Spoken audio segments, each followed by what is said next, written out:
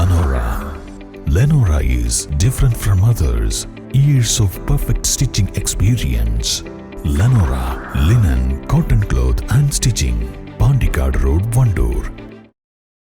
നിലമ്പൂർ ഉപതെരഞ്ഞെടുപ്പിൽ Congress LDFന്റെ B ടീമായാണ് പ്രവർത്തിച്ചതെന്ന് BJP ഭാരവാഹികൾ നിലമ്പൂരിൽ വാർത്താസമ്മേളനത്തിൽ പറഞ്ഞു. ഭരണ പ്രതിപക്ഷ മുന്നണികൾക്കെതിരെയുള്ള ജനവികാരം പ്രതിഫലിക്കുന്നതായിരുന്നു നിലമ്പൂർ ഉപതെരഞ്ഞെടുപ്പ് ഫലം. സാങ്കേതികമായി UDF വിജയിച്ചുവെങ്കിലും ഇതൊരു രാഷ്ട്രീയ വിജയമായി UDF കാണുമെന്ന് തോന്നുന്നില്ല.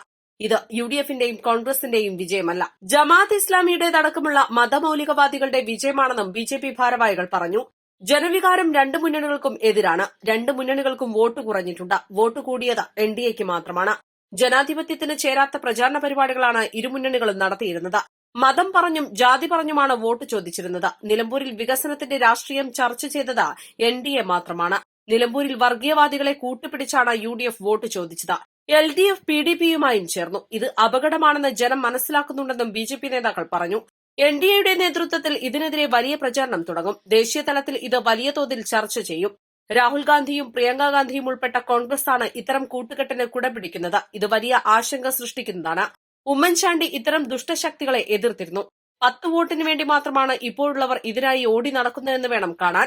നിലമ്പൂരിൽ സംഘടനാ സംവിധാനത്തിൽ ചെറിയ തിരുത്തലുകൾ ആവശ്യമാണ്. LDFന് നിലമ്പൂരിൽ ദയനീയമായ പരാജയമാണുണ്ടായത്. ഭരണവിരുദ്ധ വികാരം ചെറിയ തോതിലുണ്ടായിട്ടുണ്ട്. ഇതിനെ രാഷ്ട്രീയമായി മുതലെടുക്കാൻ UDFന് കഴിഞ്ഞില്ല. സ്വന്തം ബൂത്തിൽ പോലും LDF സ്ഥാനാർത്ഥിക്ക് ഭൂരിപക്ഷമില്ല. ഒരു റൌണ്ടിൽ പോലും LDF സ്ഥാനാർത്ഥി മുന്നിലെത്തിയിട്ടില്ല.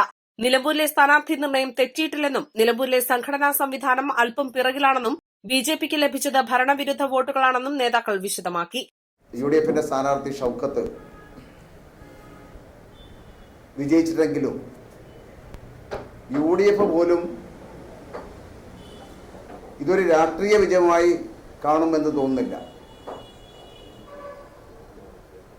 UDF നേടിയിട്ടുള്ള ഈ സാങ്കേതികമായ വിജയം ഐക്യജനാധിപത്യ മുന്നണിയോ കോൺഗ്രസിന്റെയോ വിജയമല്ല, ജമാഅത്തെ ഇസ്ലാമി അടക്കമുള്ള മതമൌലികവാദികളുടെ വിജയമായിട്ടാണ് ജനങ്ങൾ കാണുന്നത്. ഈ വിജയത്തിന് പുറകിൽ ജമാഅത്തെ ഇസ്ലാമിയുടെ സംഭാവനയാണ് കാണേണ്ടത്. ഈ ജനവികാരം ഈ രണ്ട് മുന്നണികൾക്കും എതിരാണ് എന്ന് പറയാൻ കാരണം, ഈ തെരഞ്ഞെടുപ്പിൽ രണ്ട് മുന്നണികൾക്കും കഴിഞ്ഞ 2021 തെരഞ്ഞെടുപ്പിനെ അപേക്ഷിച്ച് വലിയ രീതിയിലുള്ള വോട്ട് കുറയാൻ കാരണമായിട്ടുണ്ട്. ഈ തെരഞ്ഞെടുപ്പിൽ വോട്ട് കൂടിയ ഏക മുന്നണി ദേശീയ ജനാധിപത്യ സഖ്യം മാത്രമാണ്. കാരണം ഈ തെരഞ്ഞെടുപ്പിൽ ഒരു ജനാധിപത്യ സംവിധാനത്തിന് യോജിക്കാൻ സാധിക്കാത്ത പ്രചരണങ്ങളാണ് ഇവിടെ രണ്ട് മുന്നണികളും നടത്തിയിരിക്കുന്നത്. ഈ മലപ്പുറം ജില്ലയിലെ ഈ നിലമ്പൂരിൽ നടന്ന തെരഞ്ഞെടുപ്പ് ഇവിടെ മതം പറഞ്ഞുകൊണ്ടും അതുപോലെ തന്നെ ജാതി പറഞ്ഞുകൊണ്ടും വോട്ട് നേടിയ ഒരു സാഹചര്യമാണ് ഇവിടെ നമുക്ക് കാണാൻ സാധിച്ചിരിക്കുന്നത്. അതേസമയത്ത് ദേശീയ ജനാധിപത്യ സഖ്യം മാത്രമാണ് ഈ തെരഞ്ഞെടുപ്പിൽ വികസനം ഉയർത്തിപ്പിടിച്ചുകൊണ്ട്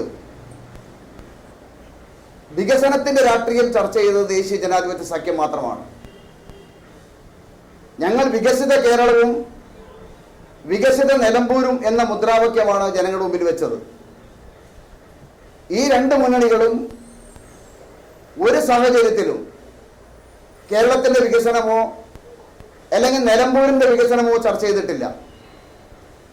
മറിച്ച് ഈ രണ്ട് മുന്നണികളും ചെയ്തിരിക്കുന്നത് നമ്മുടെ കേരളത്തിൽ നാളെ അപകടകരമായ ഒരു സാഹചര്യത്തിലേക്ക് നയിക്കുന്ന, നമ്മുടെ രാജ്യത്തെ രാജ്യദ്രോഹ ശക്തികളായി പ്രഖ്യാപിക്കപ്പെട്ട ജമാഅത്തെ ഇസ്ലാമി അടക്കമുള്ള മതമൗലികവാദ വർഗീയവാദികളെ കൂട്ടുപിടിക്കുകയാണ് ഈ തെരഞ്ഞെടുപ്പിൽ, വോട്ടിന് വേണ്ടി കൂട്ടുപിടിക്കുകയാണ് ഈ തെരഞ്ഞെടുപ്പിൽ നമുക്ക് കാണാൻ സാധിച്ചിരിക്കുന്നത്.